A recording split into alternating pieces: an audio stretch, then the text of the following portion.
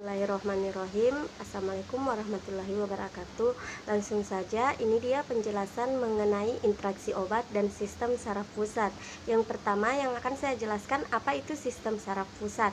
Sistem saraf pusat merupakan pusat pengaturan informasi di mana seluruh aktivitas tubuh dikendalikan oleh sistem saraf pusat. Sistem saraf pusat terdiri dari otak dan sumsum tulang belakang.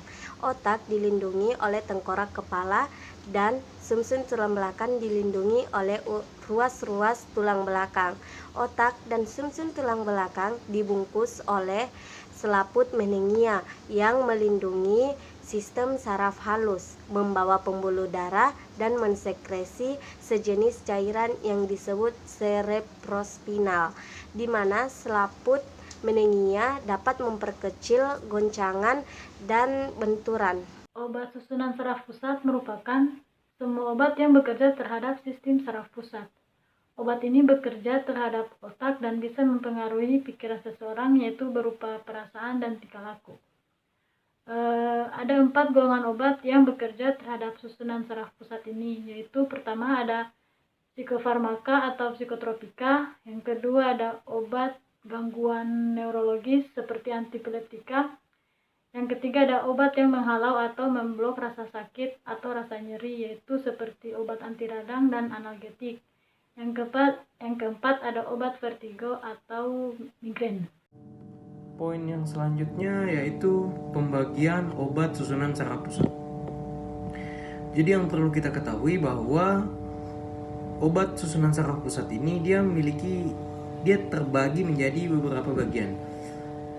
Bagian yang pertama yaitu analgetik antipiretik, yang kedua analgetik antiinflamasi, yang ketiga analgetik narkotika, yang keempat hipnotik sedatif, dan yang kelima antimatika, dan yang keenam antikonvulsan, dan yang terakhir anestetika, yang ketujuh. Jadi langsung saja pada bagian yang pertama yaitu analgetik antipiretik. Nah, analgetik ini adalah obat yang digunakan untuk mengurangi atau menghilangkan rasa nyeri atau obat-obat penghilang nyeri tanpa menghilangkan kesadaran. Dan antipiretik itu sendiri adalah zat-zat yang dapat mengurangi suhu tubuh atau obat yang dapat menurunkan temperatur suhu tubuh pada saat panas dan tidak berefektif pada orang-orang yang normal. Dan ini dapat menurunkan panas karena dapat menghambat prostaglandin pada CNS. Selanjutnya, analgetik antiinflamasi. Inflamasi adalah mekanisme respon tubuh terhadap kerusakan seluler. Inflamasi juga dapat diartikan sebagai mekanisme protektif yang dirancang untuk membersihkan tubuh dari penyebab tubuh cedera dan mempersiapkan jaringan tubuh untuk membentuk kembali jaringan tubuh yang mengalami cedera. Kemudian saya akan menjelaskan maksud dari mekanisme protektif, yaitu untuk menimbulkan kesadaran terhadap kenyataan bahwa sedang atau akan terjadi kerusakan jaringan. Selanjutnya, interaksi obat salisilat atau aspirin dengan obat antiinflamasi nonsteroid, yang dimana aspirin berefek antiinflamasi bersama dengan obat-obat antiinflamasi nonsteroid, yaitu meredakan nyeri dengan cara menghambat sintesis prostaglandin. Prostaglandin menumpuk pada tempat jaringan yang terluka sehingga menyebabkan inflamasi dan nyeri. Kemudian efek samping dan reaksi yang merugikan dari penggunaan kombinasi obat aspirin dan NSAID, yaitu dapat menyebabkan iritasi lambung, yang dimana mekanisme terjadinya iritasi lambung yaitu seperti yang kita ketahui, obat aspirin bersifat asam. Ketika obat yang bersifat asam masuk ke dalam tubuh, maka akan terkumpul ke dalam sel yang bersifat asam juga. Contohnya seperti lambung, ginjal, dan jaringan inflamasi lainnya. Oleh karena itu, untuk penggunaan obat ini, kita harus menggunakan bersama-sama dengan makanan atau pada saat waktu makan. Analgetika narkotika, salah satu rute yang sangat dapat diandalkan dari pemberian golongan ini yaitu melalui intravena. Hal ini dikarenakan pemberian obatnya langsung masuk melalui pembuluh darah sehingga sangat cepat untuk mencapai kadar terapeutik narkotiknya, dan berbeda dengan sediaan lain seperti intramuskular, subkutan maupun oral yang mengalami proses metabolisme di hati. Dan juga pada umumnya obat-obat ini diekskresikan melalui urin dan juga kandung empedu.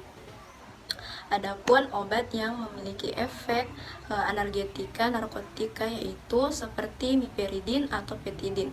Obat ini memiliki masa kerja yang singkat, berbeda dengan golongan opium lainnya, dan juga obat ini pada umumnya digunakan untuk mengatasi nyeri sedang sampai nyeri berat, terutama pasca operasi. Obat ini tidak memiliki efek antitusif seperti golongan opium lainnya, dan juga aman digunakan selama masa kehamilan, berbeda dengan obat kodein dan juga morfin yang diketahui memiliki efek teratogenik yang berbahaya bagi janin. Interaksi dari obat ini yaitu dapat terjadi jika dikombinasikan dengan golongan benzodiazepin yang mempunyai efek hipnotik sedatif, yang dimana akan dapat menjadikan depresi sistem saraf pusat antitusif. Contohnya yaitu pada obat miperidin yang dikombinasikan dengan midazolam, maka akan meningkatkan efek sedasi dan juga depresi pernapasan. Anestesika umum menekan sistem saraf pusat, mengurangi nyeri, dan menyebabkan hilangnya kesadaran. Anestesik yang pertama dikenal adalah N2O. Gas ini merupakan anestesik yang efektif dan sering dipakai untuk pembedahan gigi. Kemudian dietil ether, cairan yang menguap dan sangat mudah terbakar, mempunyai bau yang tajam dan menimbulkan rasa mual serta muntah setelah pemakaian.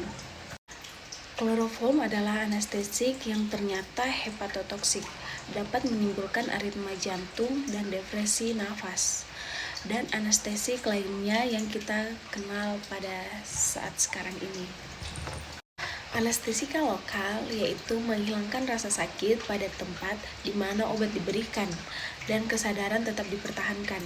Dalam anestesik lokal mencakup prosedur gigi, menjahit laseran kulit, dan ada juga pembedahan minor jangka pendek pada daerah tertentu.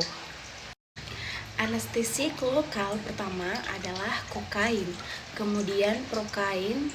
Lidokain menggantikan prokain kecuali untuk prosedur gigi. Proses kerjanya cepat dan masa kerjanya yang lama.